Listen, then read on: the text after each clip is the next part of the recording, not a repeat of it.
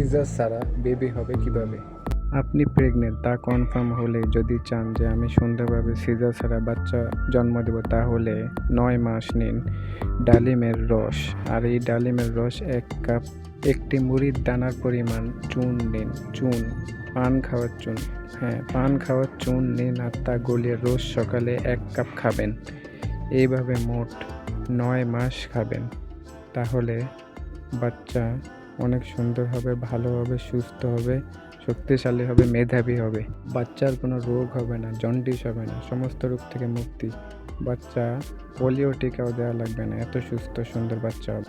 যারা already pregnant আছেন তারা 2 মাস বাকি, 3 মাস বাকি, 4 মাস বাকি, তারাও চুন নিন ডালিমের সাথে, ইনশাল্লাহ সিজার করা লাগবে না। এই চুন আর ডালিম যারা 2 মাসও খাইছে তাদের একজনেরও সিজার করা লাগেনি, সুন্দরভাবে বাচ্চা হয়েছে, আলহামদুলিল্লাহ। সিজার কখনোই করা লাগবে না, বেবি সুন্দর মতো জন্ম হয়ে যাবে। নেক্সট ভিডিও হবে বাচ্চাদানি যদি নড়ে যায়, ইউট্রাস ডিসপ্লেসমেন্ট হলে, মানে বাচ্চাদানি যদি নড়ে যায় তাহলে কি করবে।